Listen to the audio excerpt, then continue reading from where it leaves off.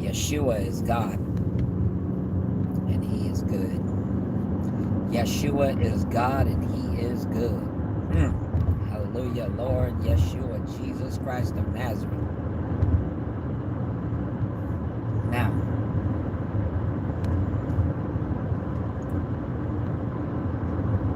what I want to talk about today is the Canaanites. So the Canaanites, so at the time of the flood, there was only 8 people, 8 souls. There was actually some more people who made it through the flood, but they didn't have souls. They have, so some are the wheat and some are the tares. And so the wheat were the 8 souls, and the tares were some of the Nephilim that made it through the flood. So there's a couple of ways to make giants, and one is to be a fallen angel and to have a relationship with a regular human woman. That will make a giant. Half angel, half human. But there's another way to make a giant after the flood. The Moabites and the Amorites were giants, and the Canaanites were giants. Now, how were they giants? Because their parents were not fallen angels. Their parents were humans. But the way that it works is if a son has a relationship with his mother, it's so defiling that it will make not only a giant, but it'll make people that aren't totally there, if you know what I mean. So now the Canaanites, Canaan is the son of Ham, and Ham uncovered Noah's nakedness. And if we look at Deuteronomy, it says if you uncover a person's nakedness, it means you had sexual relationships with the person's wife. So Cain was made through an abomination of Noah's wife, Naamah, and Ham, Naamah's son. So Ham was not cursed for his abomination, which was to mate with his mother. But his son, Canaan, was cursed. If you look at the Bible, you'll see that Noah did not curse his son, he cursed his grandson, which was the son of Ham. And the Canaanites were giants. If you look, it'll tell you in the Bible, it'll say the name of the race of giants were the Canaanites, the Amorites, the Hittites, the Girgashites, the Perizzites, the Hittites, and there's one more. I can't remember right this second. But if you look at the Bible, it'll tell you that those people were giants. Canaanites, Hittites, Amorites, Perizzites, all these, Girgashites, all these were the sons of Canaan, which were giants. And the giants were in the land in those days and also after that. And then there's a couple of them that made it through the flood, a couple of the Nephilim that made it through the flood. So Goliath and his brothers, he had 3 brothers. Most preachers say it was 5 total, but it's really only 4. So those sons were made from a guy named Og. Og was their father, and Og was alive before the flood. He was a Nephilim, a prominent Nephilim. And then there was another couple of Nephilim, Sihon and Sihon and Gilgamesh may be the same person. I'm not sure. But both, for sure, Sihon and Og were two giants that made it through the flood.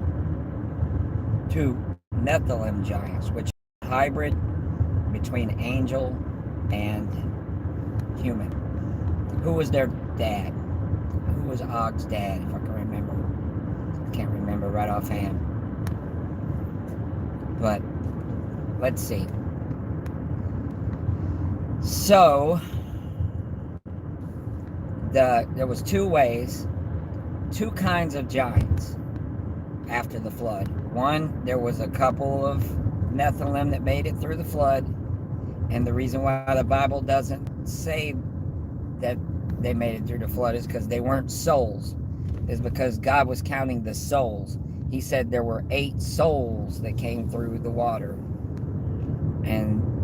but there was also, I don't know how many, but there definitely is a way to figure it out. You just look at the Epic of Gilgamesh and see. It seems like there was only 2, because the only 2 you really find in the Epic of Gilgamesh is Gilgamesh and his friend. I can't remember, but his friend died. I can't remember his friend's name, but they were both Nephilims. So the Moabites and the Amorites were giants. And how were they made? They were made through Lot and his daughters.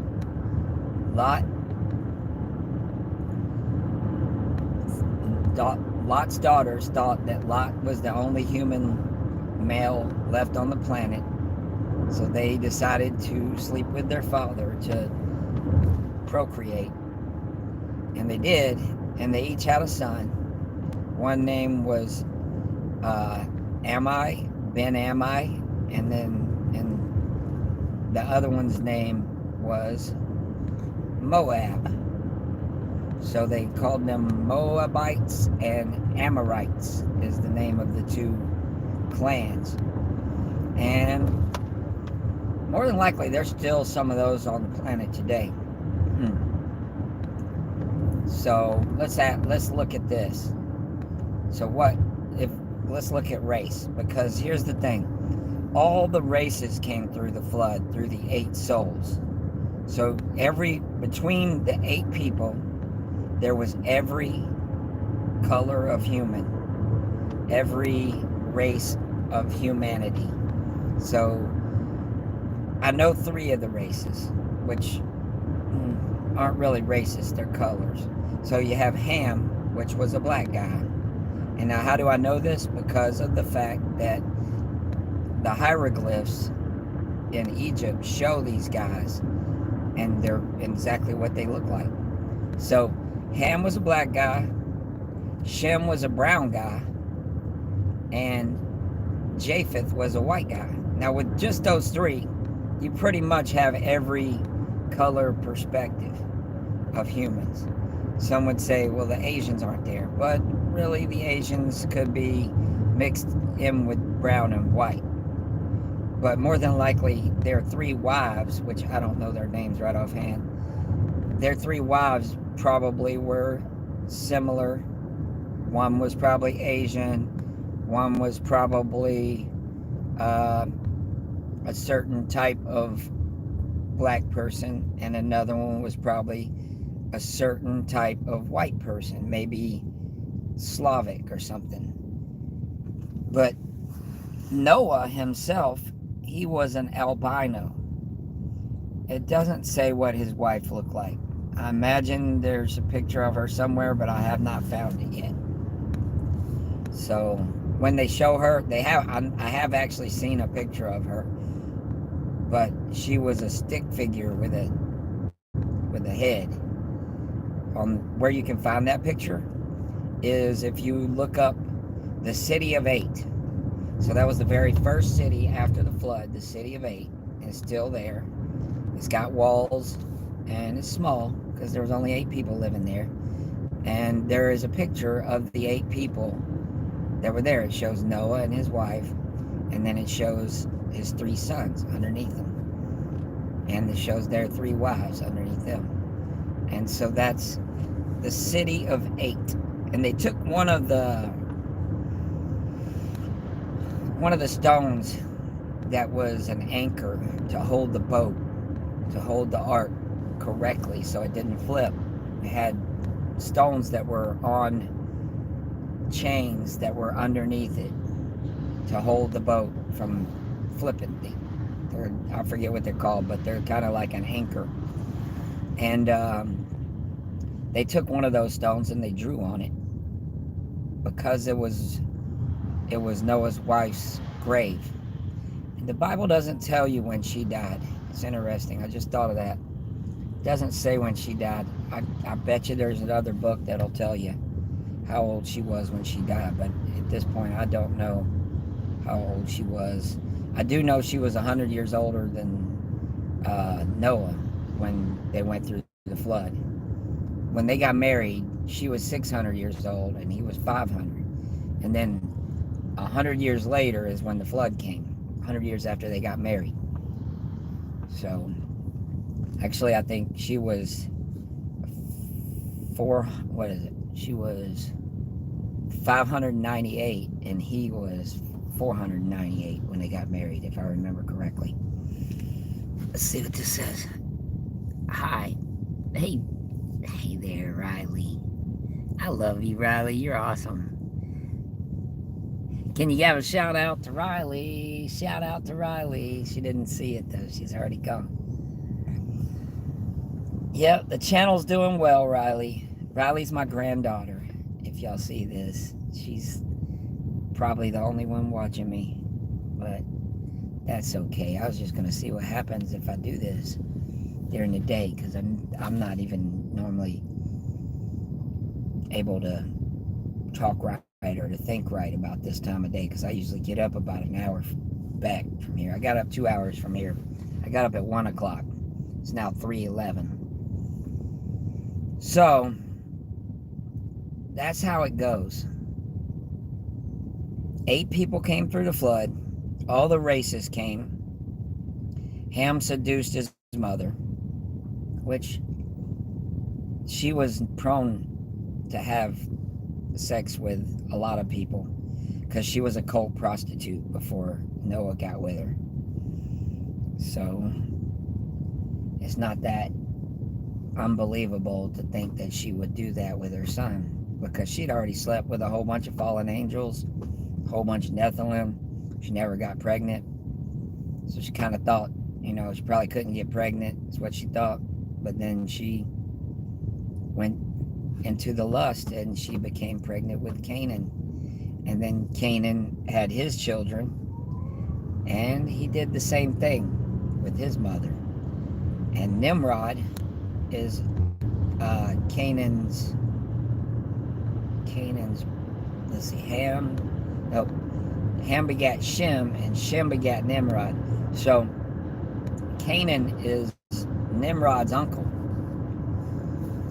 and Egypt is Nimrod's cousin. So I think so. They may be brothers. I can't remember exactly if it's Ham begat Cush. Cush begat Nimrod. And yeah, I guess another brother of Canaan begat, or Cush begat Egypt. And so they all worship devils. And the thing is right now, the same exact religion, the Canaanite religion, is still going on and still practiced today. And literally, according to religion and the state has to let people be free to practice their religion. And really, the truth is, and I'm not condoning any of it, but the truth is P. Diddy was only practicing his religion. He practices the Canaanite religion. He worships Ashtaroth and Baal and the Asherah and Baphomet and Moloch. So it's not supposed to be illegal to do that. So it's kind of weird that they don't just go ahead and say that P. Diddy is practicing a religion. That's what his defense should be.